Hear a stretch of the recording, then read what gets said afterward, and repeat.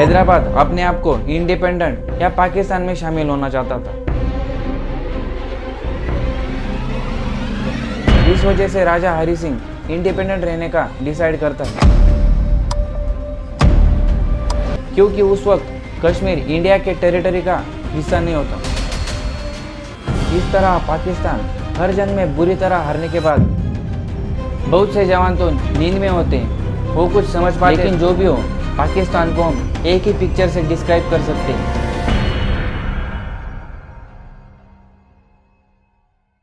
14 अगस्त को पाकिस्तान और 15 अगस्त को इंडिया, ये दोनों कंट्री आज़ाद होती हैं। पर उस वक्त इंडिया में करीब 565 अलग अलग प्रिंसली स्टेट होते हैं। इनमें से सभी इंडिया या पाकिस्तान में शामिल होने का फैसला कर लेते हैं, लेकिन हैदराबाद, जूनागढ़ और कश्मीर ये प्रिंसली स्टेट दोहरे मन में होते हैं। हैदराबाद अपने आप को इंडिपेंडेंट या पाकिस्तान में शामिल होना चाहता था, लेकिन उस वक्त के होम मिनिस्टर सरदार वल्लभ भाई पटेल मिलिट्री ऑपरेशन पोलो से हैदराबाद को इंडिया में शामिल करवा देते हैं। जूनागढ़ का राजा मोहम्मद महाबत खानजी थर्ड ये पाकिस्तान को ज्वाइन करना चाहता था, लेकिन जूनागढ़ में प्लेबिसाइट होता है, मतलब इलेक्शन, जिसका रिजल्ट 99% इंडिया के फेवर में आता है। इस तरह जूनागढ़ और हैदराबाद इंडिया में शामिल होते हैं। लेकिन सवाल आ जाता है कश्मीर पर। कश्मीर का राजा हरि सिंह इंडिपेंडेंट रहने का डिसाइड करता है, क्योंकि उसको उसके गद्दी से प्यार था। वो सोचता है कि अगर वो पाकिस्तान ज्वाइन करेगा तो एक मुस्लिम कंट्री एक हिंदू राज्य को एक्सेप्ट नहीं करेगी, और अगर इंडिया को ज्वाइन करेगा तो इंडिया डेमोक्रेसी और इलेक्शंस की बातें कर रहा था। इस वजह से राजा हरि सिंह इंडिपेंडेंट रहने का डिसाइड करता है, पर पाकिस्तान आज़ाद कश्मीर फौज खड़ी करता है, जो 22 अक्टूबर 1947 को कश्मीर को पाकिस्तान में शामिल करने के इरादे से घुसते हैं, जिसे देख राजा हरि सिंह इंडिया से मदद मांगता है, लेकिन इंडिया मदद करने से साफ इनकार कर देता है, क्योंकि उस वक्त कश्मीर इंडिया के टेरिटरी का हिस्सा नहीं होता। पर इंडिया राजा को एक शर्त पर मदद करने को राजी होता है कि कश्मीर को इंडिया में शामिल होना पड़ेगा। इस वजह से राजा हरि सिंह कश्मीर एक्सेडेस एग्रीमेंट पर साइन कर देता है, जिससे कि कश्मीर इंडिया में शामिल हो जाता है। तब इंडिया पाकिस्तान के खिलाफ जंग में शामिल होता है। ये जंग करीब 1 से 1.5 साल चली।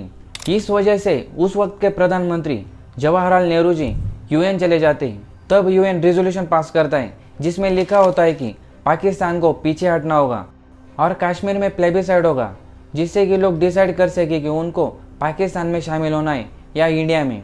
लेकिन ना ही पाकिस्तान पीछे हटता है और ना ही प्लेबिसाइड होता है।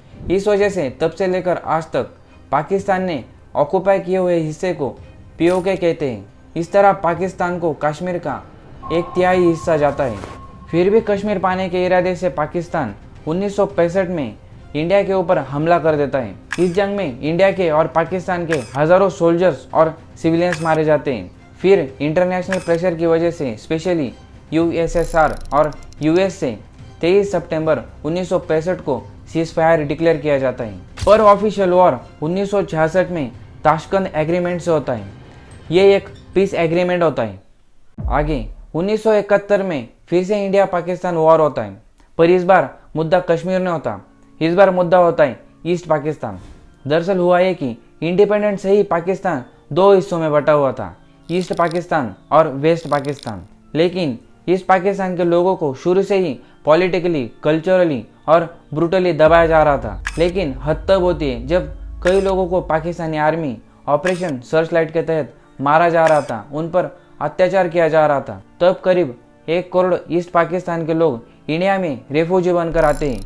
ये देख पाकिस्तान 3 दिसंबर 1971 को इंडिया के ऊपर एयर स्ट्राइक करनी शुरू कर देता है। इससे ऑफिशियली जंग की शुरुआत हो जाती है। फिर इंडिया 13 दिनों के अंदर ही ढाका को कैप्चर कर लेता है और करीब 93,000 सोल्जर्स को सरेंडर करवा देता है। यह दुनिया का सबसे बड़ा सरेंडर था वर्ल्ड वॉर सेकंड के बाद। इस तरह जंग का नतीजा एक नए कंट्री के जन्म से होता है, जिसे आज बांग्लादेश कहते हैं। फिर शिमला एग्रीमेंट में दोनों देश विवाद शांति से सॉल्व करेंगे, ये तय होता है। तब इंडिया 93,000 सोल्जर्स को रिहा कर देता है। ये एक शांति का साइन होता है इंडिया की तरफ से।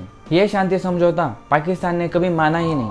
फिर 1999 में पाकिस्तानी सोल्जर्स और आतंकवादी एलओसी क्रॉस कर कारगिल को कैप्चर कर लेते हैं। इनका प्लान होता है कि श्रीनगर लेह हाईवे पर कब्जा जमा कर सियाचिन ग्लेशियर को हड़पाना था, पर इसकी इंफॉर्मेशन इंडियन आर्मी को लगती है। इंडियन आर्मी ऑपरेशन विजय के तहत पाकिस्तानी आर्मी और आतंकवादियों को इंडिया से खदेड़ देती है। ये वॉर 26 जुलाई 1999 को ऑफिशियली खत्म हुआ।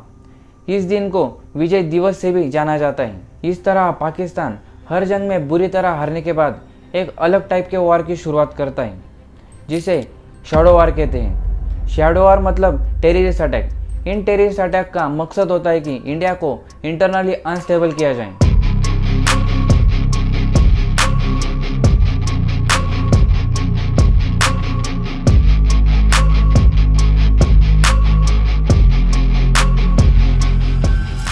इसके बाद पाकिस्तान ने कई टेररिस्ट अटैक किए, जैसे 2001 पार्लियामेंट अटैक। इस अटैक में 5 टेररिस्ट व्हाइट एम्बेसडर में सवार होकर पार्लियामेंट में घुसते हैं। एम्बेसडर कार को फेक स्टिकर और लाल बत्ती लगी होती है, जिससे कि वो वीआईपी लगे। ये टेररिस्ट गन्स, ग्रेनेड्स और एक्सप्लोजिव से लेस होते हैं। दरअसल इनका प्लान होता है कि पॉलिटिशियंस को होस्टेज बनाया जाए और गवर्नमेंट से नेगोशिएशन किया जाए।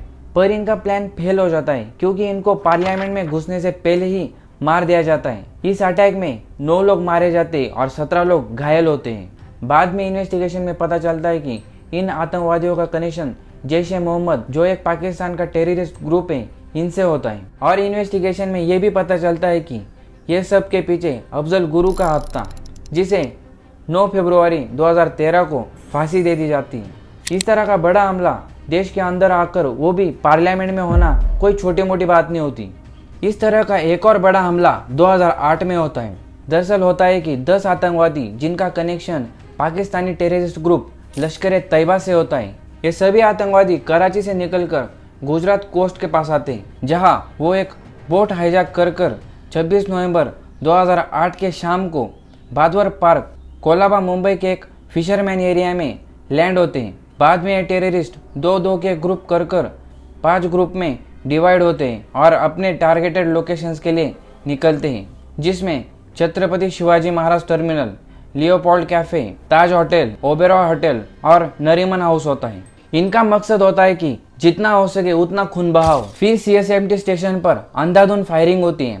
ताज होटल में मेहमानों को बंधक बना लिया जाता है। नरीमन हाउस में एक यहूदी परिवार को मार दिया जाता है। लियोपोल्ड कैफे में निर्दोष लोग गोली का शिकार बनते हैं। उस वक्त मुंबई ने करीब 60 घंटों तक इन आतंकवादियों का टेरर देखा।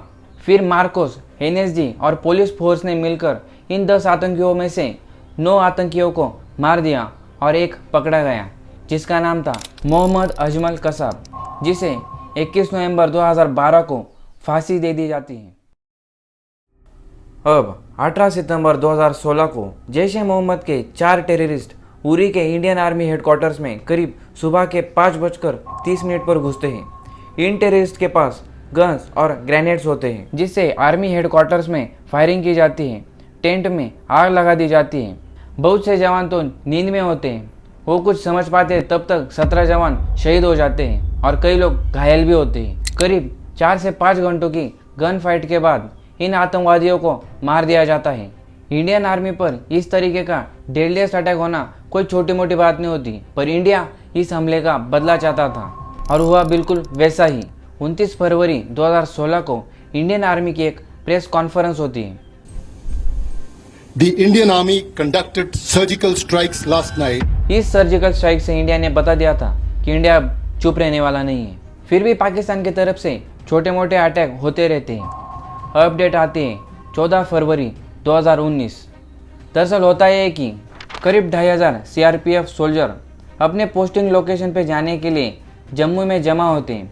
इस दिन खराब वेदर होने के कारण एयरलिफ्टिंग का प्लान कैंसिल कर बाय रोड जाने का डिसाइड होता है। ये 2500 सीआरपीएफ जवानों का कॉन्वे 78 व्हीकल में श्रीनगर से जम्मू के लिए रवाना होता है। ये कॉन्वे पुलवामा डिस्ट्रिक्ट से जा रहा होता है। तब तक तो सब कुछ ठीक चल रहा होता है, लेकिन जब कॉन्वे लोथपारा एरिया से क्रॉस हो रहा होता है, तब अचानक से अपोजिट से आने वाली एक एसयूवी कॉन्वे के एक बस से टकरा जाती है, जिसमें एक सुसाइड बॉम्बर और करीब 300 केजी का एक्सप्लोजिव होता है। यह हादसा इतना भयानक होता है कि इसमें 40 जवान शहीद हो जाते हैं और कई जख्मी भी। इन सोल्जर्स पर डेडलिएस्ट हमले की रिस्पॉन्सिबिलिटी जैश ए मोहम्मद एक टेररिस्ट ग्रुप लेता है। इस बार भी इंडिया ने पिछली बार की तरह जैश ए मोहम्मद के बालाकोट कैंप पर एयर स्ट्राइक की।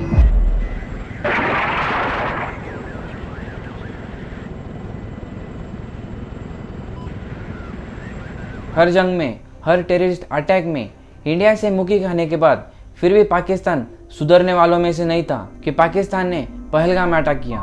इस साल के 22 अप्रैल को अनंतनाग जिले में पहलगाम में, जो एक टूरिस्ट टाउन है जिसे मिनी स्विट्जरलैंड भी कहा जाता है, इसके करीब 4 किलोमीटर दूर बेसरन वैली है। वहाँ करीब दोपहर के 2 बजे इस पीसफुल जगह में अचानक से आतंकवादी घुसकर 26 लोगों को धर्म पूछकर मार दिया जाता है।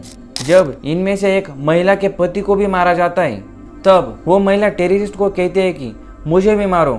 तो टेररिस्ट कहता है, जिस बंदे ने मेरे पति को मारा ना, वो वही जा रहा था। मैंने उसे बोला मुझे भी मारो, उसने बोला मोदी को बोलो।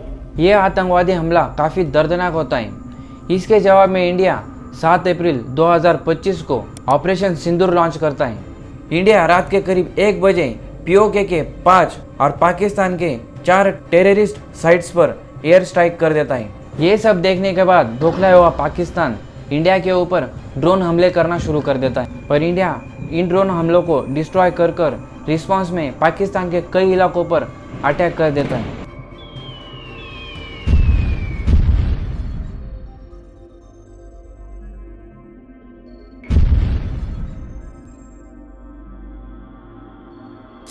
पर सवाल यह है कि पाकिस्तान का कश्मीर के लिए पागलपन कैसे खत्म होगा, ये नीचे कमेंट में बताइए। लेकिन जो भी हो, पाकिस्तान को हम एक ही पिक्चर से डिस्क्राइब कर सकते हैं,